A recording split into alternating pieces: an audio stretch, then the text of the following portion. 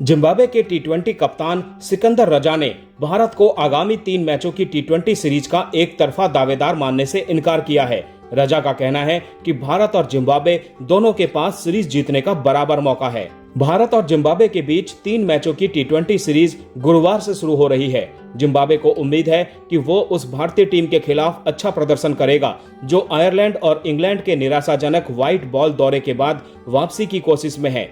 भारत को बेलफास्ट में आयरलैंड के खिलाफ 2 मैचों की टी20 सीरीज में 0-2 से हार झेलनी पड़ी थी। इसके बाद नए कप्तान श्रेयस अय्यर की अगुवाई में इंग्लैंड ने 5 मैचों की टी20 सीरीज में भारत को 4-0 से हराया। वहीं शुभमन गिल की कप्तानी में टीम इंडिया वनडे सीरीज भी 1-2 से गंवा बैठी।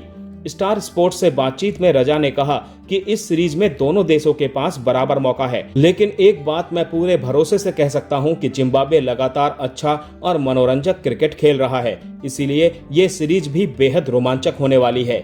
इस साल फरवरी में कोलंबो में खेले गए टी20 विश्व कप में जिम्बाब्वे ने ऑस्ट्रेलिया को 23 रनों से हराकर सबसे बड़ा उलटफेर किया था। उस हार की वजह से ऑस्ट्रेलिया ग्रुप चरण से ही बाहर हो गया था। इसके अलावा जिम्बाब्वे इस साल श्रीलंका और बांग्लादेश जैसी टीमों को भी हरा चुका है।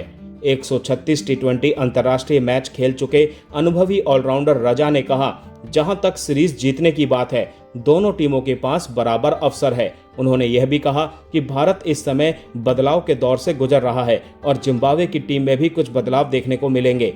रजा ने कहा कि भारत ट्रांजिशन के दौर में है और कुछ हद तक जिम्बाब्वे भी बदलाव के दौर से गुजर रहा है, इसीलिए मुझे नहीं लगता कि ये एक तरफा सीरीज होने वाली है। सीरीज के दूसरे और तीसरे टी20 मुकाबले 25 और 26 जुलाई को इसी मैदान पर खेले जाएंगे।